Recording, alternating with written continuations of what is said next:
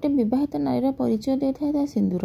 आसतु आज जानिबा विवाहित महिला माने मथारे सिंदूर धारण किपरि करिवे एवं यार शास्त्रीय विधि कौन रही। आम सनातन धर्म रे गोटे नारीर सर्वस्व होउछि ता मथार सिंदूर, हाथर शंखा एवं गलार मंगलसूत्र।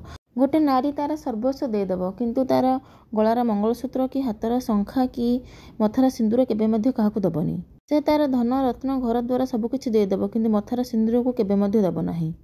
आमर भारतीय संस्कृति रे पतिव्रता नारीर बहुत महिमा रही। तेणु विवाहित माँ माने एवं विवाहित भौणी माने आपण प्रतिदिन निश्चित भाव सिंदूर लगाउथिबे। सकाल सकाल स्नानादि कर्म समापन पर आपण जेतेबेले आपणक मथारे सिंदूर लगाउछंती निश्चित भाव आमर जो विधि अच्छी सिंदूर लगेबार माँ माने झील मानक कहि दियंती। विवाहर पर माँ माने कहि दियंती झील ए भलिया सिंदूर लगेबू। सिंदूर फरुआ केमती होबा दरकार। सिंदूर लगेबा समय आमर मुखटा को दिग को रहिबा दरकार। सिंदूर लगेबा समय कौन मंत्र उच्चारण करबा दरकार। ए समस्त कथा मध्ये आम शास्त्र रे उल्लेख रही। महापुरुष माने विद्वान माने कहि करी जाइछंती। कौन रही से विधान। जेतेबेले आम सिंदूर लगाऊे आम सब सिंदूर फरुआरू सिंदूर लगे दरकार। फरुआ माने जोतरे आम सिंदूर रखू। किए रूपार सिंदूर फरुआ यूज करती, किए सुनार यूज करती, किए काठर यूज करती। तो विभिन्न प्रकार सिंदूर फरुआ मार्केट रे अवेलेबल अच्छे। आप जेकोन सिंदूर फरुआ आनिकी से सिंदूर लखिकी लगे पारे। आ मन रखिथे आपणकर जो सिंदूर फरुआ आपड़ से क्या सांगे सेयार करेंगे क्या आपड़ के भी देवेनि। आम घरे आम कौन कर गोटाए सिंदूर फरुआरू आम समस्ते सिंदूर लगाऊे। माने जमती घरे धर 3 जा रही से धर गोटाए सिंदूर फरुआरू समस्ते सिंदूर लगेबे। नहले झील ता घर को जाइए ता घरे ता भौणी आ जी अच्छा सी तार सिंदूर फरुआरू दे दूसरी सिंदूर लगे कि सी अन्य कहार सिंदूर फरुआरू सिंदूर लगाऊे। सेमती भूल आपड़ केबे मध्य करेंगे। आपण ना कहार सिंदूर फरुआरू सिंदूर लगेबे ना निजर सिंदूर फरुआ क्या देवे केबे मध्य सिंदूर लगेवाई। तापर आपण मैंने मन रखु सिंदूर को केबे हाथ में लगेबेनि। सिंदूर को सब गोटे काठी लगेबे। नहले जो सिंदूर फरुआ अच्छी से गोटे काठी भाया गोटे स्टिक भाया थाए आपड़ से सब सिंदूर लगेबे। आउ सब मन रखु आपण मैंने केबे गाधेक आसला जितेबाला मुंड ओदा होती थाए माने ओदा मुंड ओदा बाल जो आप धोईकी आसी था से समय ओदा बाल सिंदूर लगेबा केबे उचित नुहे। आपड़ गाधेक आसला जितेबाला आप बाल धोउछंती आपण बाल सुखिला तापर आप जाइए सिंदूर लगेबे।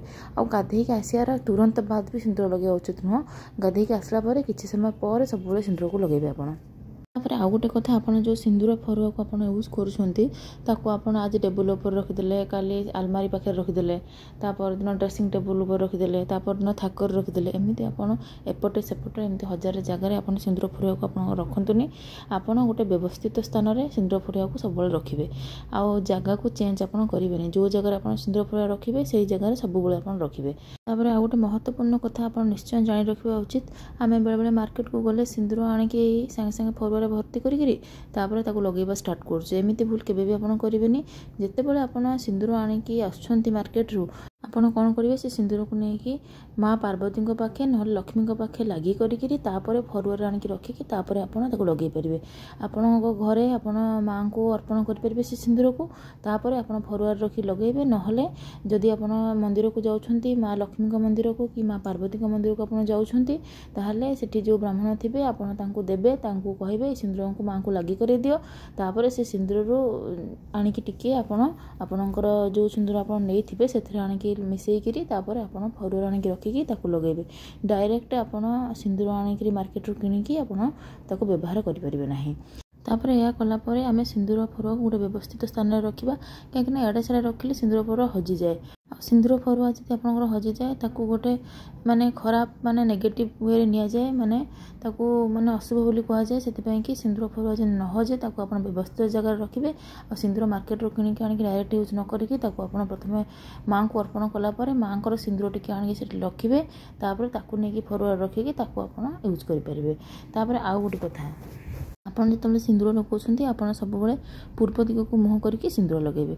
आ सिंदूर लगेबा समय तार कुछ विधि अच्छी जमती आप पूर्व दिग को मुँह कर सिंदूर लगाउछंती से समय आपन माँ पार्वती को ना माँ लक्ष्मी को ध्यान करेंगे।